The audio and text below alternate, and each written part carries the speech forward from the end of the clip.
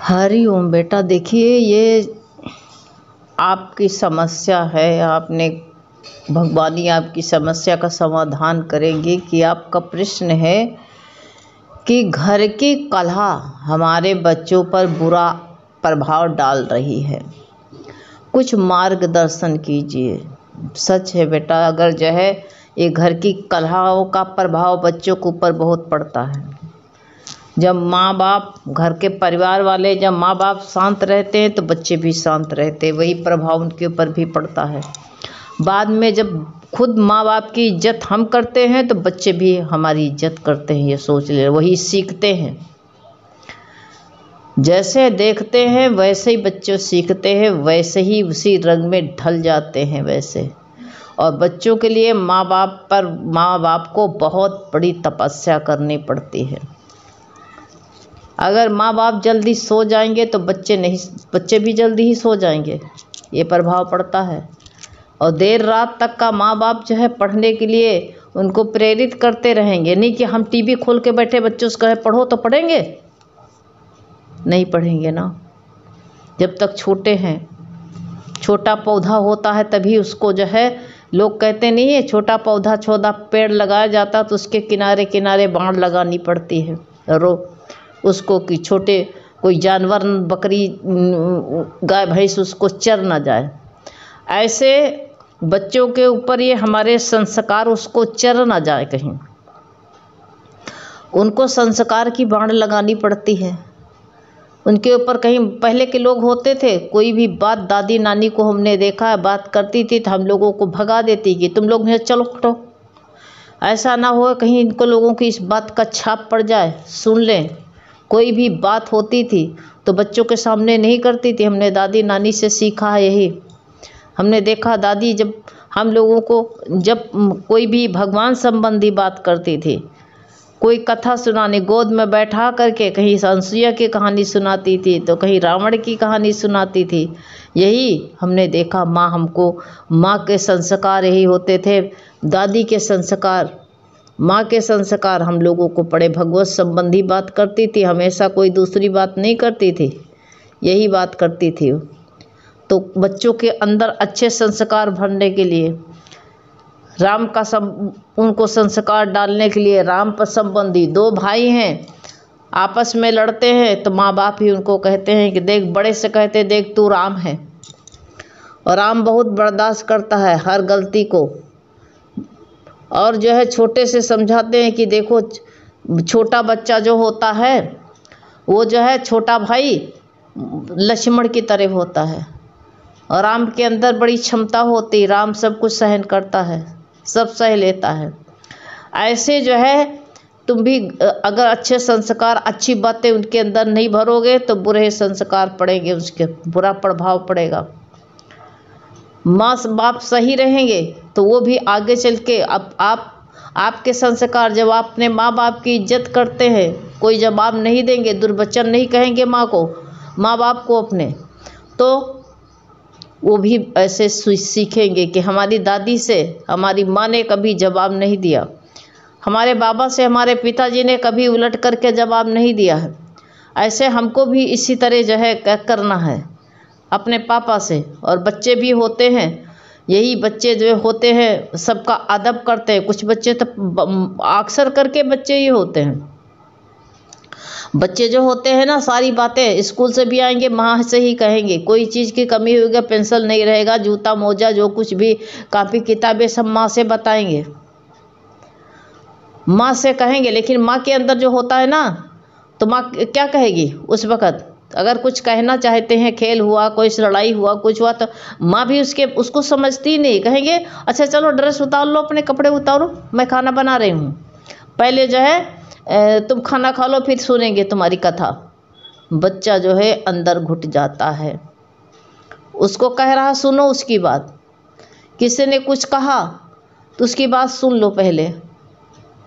रोटी खाना बना रही तो क्या है, खाना बनाते बनाते तो भी सुन सकती हो, सुनो उसकी। दादी ने क्या कहा, कहना चाहता है, सुनो।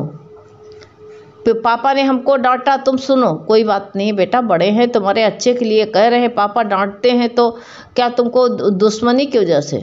इसलिए डांटते हैं पापा, इसलिए अच्छे संस्कार भरो। तुम माँ हो, कांटों में रह करके, सीता जंगल में रह करके अपने बच्चों को कितने अच्छे संस्कार दिए। वन में रहती थी, कुटिया में रहती थी, कोई सुविधा नहीं थी। आज तो घर में सब सुविधाएं हैं, पंखा एसी सबके वहाँ लगा हुआ है, सारी सुविधाएं हैं। लेकिन ज़्यादा पैसा होने पर भी घर में कलह की जड़ होती है, क्योंकि इंसान के अंदर ईगो होता है, अहंकार ही जो हो बच्चों को जो संस्कार नहीं देने देता है। और फिर भी वही बच्चों को पर संस्कार पड़ते। एक बता रहे थे, उनके 2 बेटे हैं और बेटों को बस खाली पैसा बताया है, मेरे पास इतने पैसा, मेरे इतनी जायदाद है। 2 नहीं, 1 बेटा था। तो वो जो है उसको जब पढ़ने भेजे तो कहे कि पढ़ने की क्या ज़रूरत पड़ी, मेरे बाप के पास इतनी जायदाद है और पढ़ के बेकार मेहनत करके आंखें क्यों फोड़ें, सवेरे क्यों उठे इतनी जल्दी, हम नहीं कुछ करेंगे तभी भी बैठ के खाएंगे हमारे पास में। उसकी शादी करी तो पत्नी जो है सर्विस वाली मिल गई, जॉब करती थी। तो उसने कहा अब क्या ज़रूरत पड़ी, हम बच्चे घर में खिलाते रहेंगे, इतनी जायदाद, इतनी प्रॉपर्टी, हम क्या करेंगे, पैसे क्या, पैसे से पैसे की रोटी बनाएंगे, हमको कुछ बनना नहीं, कुछ करना नहीं है। अब बताओ, ऐसे दिमाग में माँ बाप को अपनी इनकम नहीं बतानी चाहिए बच्चों को, मेरे पास कितना पैसा, कितना जमा है।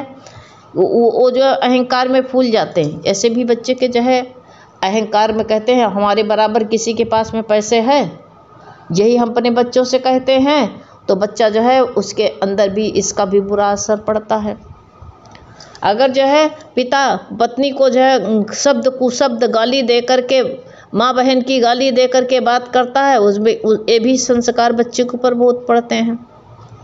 हर वक्त तो टोका टाकी करते हैं घर वालों, वो भी बच्चे के ऊपर, वो भी कहते हैं इससे अच्छा तो घर से भाग जाए तो ठीक है, घर में बड़ी कलह है।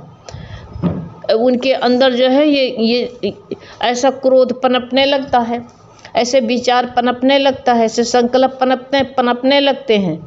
तो हमको शांति लानी चाहिए, धैर्य खुद धरना सीखो, तब बच्चों को अंदर आएगा। कोई ना कोई तो कारण है, एक हाथ से ताली नहीं बाजती है, सबके अंदर भी थोड़ी थोड़ी कमी है। घर वाले, परिवार वाले प्लस तुम में भी कुछ न कुछ कमी है ज़रूर, बिना कमी के कुछ नहीं हो रहा है। कोई कहते नहीं, कोई लात से मारता, कोई दांत से काटता है, और कोई जो है अंदर से धूसता है। किसी का मारा हुआ खून निकल आता है और कोई मारता है तो अंदरूनी इसके चोट लगती है, कलेजे में लग जाती है। तो ऐसे जो होता है, तो ये विचार बनाना है। तो प्रभाव तुम माँ हो, अपने बच्चों को प्रभाव कमरे में ले करके बैठो, उसको अच्छी बातें सुनाओ। कलह मच रही, घर वाले कलह मचाने दो उनको, तो बच्चा तुम अपने पढ़ाई पर ध्यान दो। तुम्हारा जो है ये विचार नहीं है कि तुम्हारे संस्कार नहीं कि तुम किसी की बात सुनो, तुम खाली अपनी किताब देखो, तुम अपनी पढ़ाई देखो। अगर पढ़ने जाते हैं, छोटे हैं तो बच्चे, छोटा है तो उसको सिखाना, गंदी बातें नहीं सुनी जाती हैं, गंदी बातें सुनने से पाप लगता है, ये संस्कार तुम डाल सकती हो। अगर बच्चे के अंदर ये संस्कार भर दो तो छोटा सा बच्चा होगा वो भी सीख लेगा।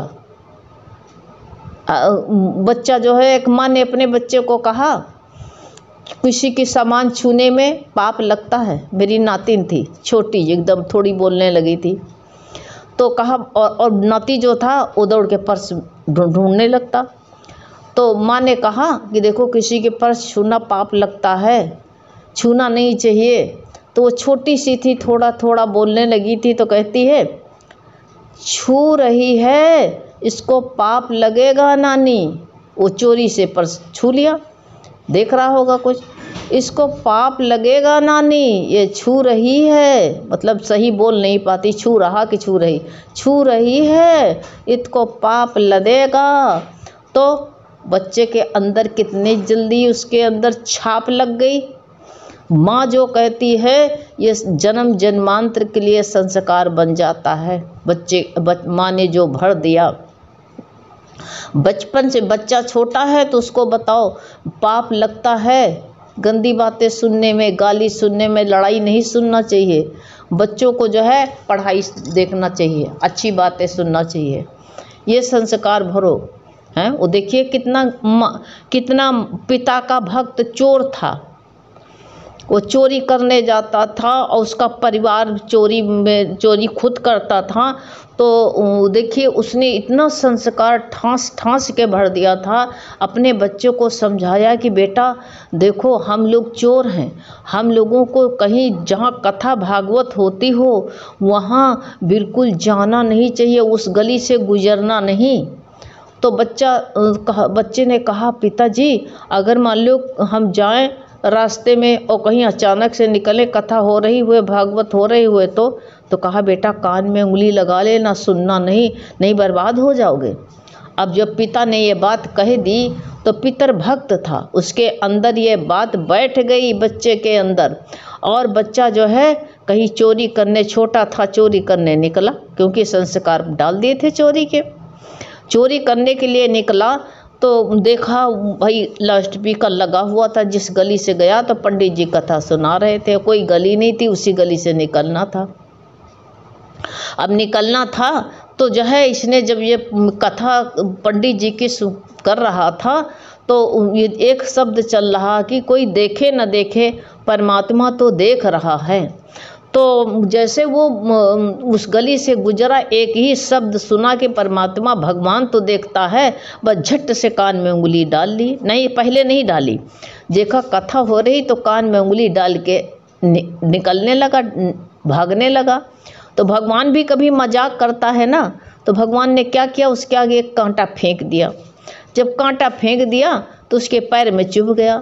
अब जब पैर से भाई कांटा कैसे निकालोगे, हाथ से तो निकालोगे, अब कांटा निकालने के लिए उंगली निकालनी पड़ी उसको, कांटा निकाल के फेंका। उतने में एक शब्द सुनाई दे गया कि कोई देखे न देखे भगवान तो सब देख रहा है। अब इतना सुन करके भागा। बाप तो चोर था, एक बाग में खूब आम पके लगे हुए थे। बाप ने कहा कि मैं देख आम तोड़ने जा रहा हूँ, देखे रहना, कोई हमको देख ना पाए, कोई देखे तो बता देना हमको, इधर गली से कोई आता दिखाई दे दो। अब पिता गया, वो बड़े बड़े आम पेड़ पर चढ़ के झोला भर के तोड़ा। अब इसको संत की बात याद आ गई, कहा पिताजी, इसने कहा था कोई देखे ना, हम ये तुम रखवाली करना, हम आम तोड़ लें। कहा पिताजी वो देख रहा है। अब वो तो आम फेंक के किसी न किसी तरह जान बचा के भागा, और बेटा भी भागा, बच्चा भी भागा। तो कहा कौन देख रहा था? कहा पिताजी कोई देखे चाहे ना देखे, भगवान तो देख ही रहा था। अरे कहाँ कुलच्छनी, कहाँ चला गया था तू, ये कहाँ से सीख करके आया? कहा पिताजी हम क्या करें, संत बता रहे थे। तो कहा सुना क्यों? कहा कि जो है वो हम क्या करें, मेरे पैर में कांटा लग गया था, इसलिए हमको सुनना पड़ा। एक बात देख लो बच्चे के अंदर कितनी, यही तो संत महात्माओं को कहा है, ये 3/3 की गोली होती है, और जो जिसके भी लग जाती है उसके सारे विकार मर जाते हैं। ऐसे तुम भी बच्चों के अंदर तुम संस्कार डाल दो, बचपन से जो छाप डाल दोगे जिंदगी भर के लिए पक्की हो जाएगी। उसकी ज़िंदगी में आज नहीं शादी ब्याह हो जाएगा, लेकिन आपकी माता मदालसा ने, जब माता मदालसा अपने छोटे बेटे को ज्ञान जो है ताबीज में दे करके गई थी, और कहा जब तेरी बहुत ही तेरा मन विचलित हो, कोई रास्ता न सूझे, तो बेटा ताबीज खोल करके पढ़ लेना। तो सब भाई जब हिस्सा मांगने के लिए आए तो हिस्सा भाई को देना पड़ता, तो बहुत व्याकुलता होती है। जब बहुत उसको व्याकुलता हुई तो ताबीज़ खोल करके पढ़ा, उसमें लिखा था कि देख बेटा, कोई के पास में भी धन रुकता नहीं है, ये सब धन जाने वाला है, ये नश्वर है, इसलिए तू परम पिता परमात्मा से प्रेम करना, तू अपना ये मानुष का तन है सार्थक बनाना, इसीलिए मानुष का तन मिला है, बर्बाद मत करना। देखिए ये ज्ञान पढ़ करके बेटा बैरागी हुआ, निर्मोही राजा बन गया वो। इसलिए तुम अपने बच्चे को क्या जो है संस्कार तुम भरो ना, दुनिया की बात उसके अंदर क्यों जाने देती हो? सब जो कलह कर रहे हैं तो करने दो, जहाँ तक हो सके समझाओ। एक चुप हो जाएगा तो अपने आप ही सबसे बड़ी घर वालों को सजा देना ही है, तो चुप मौन हो जाओ। मारो झगड़ो, किसी से लड़ाई मत करो। लड़ाई करने से लड़ाई बढ़ती है, शांत नहीं होती है। मौन हो जाओ। जब तुम मौन हो जाओगे तो अपने आप ही, अकेला आदमी कहाँ तक चिल्लाएगा? चिल्लाते चिल्लाते थक जाएगा। इसलिए बच्चों के ऊपर अच्छे प्रभाव डालो, अच्छी बात बताओ। एक बात संत की उस बच्चे के अंदर धंस गई, जिंदगी भर के लिए बच्चे ने चोरी छोड़ दी। तो ये बताओ, पिता को भी इस बात का प्रभाव पड़ा कि बेटा सही बात है, भगवान तो सब कुछ देखता है, इसलिए वो देख रहा है।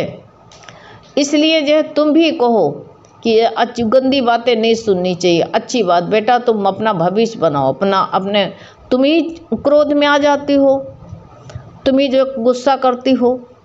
बच्चों को कहोगे इससे अच्छा तो कहीं बाहर चले जाएं, बस उनके दिमाग पर ये बात बैठ जाएगी, हम घर में न रहें तो ठीक।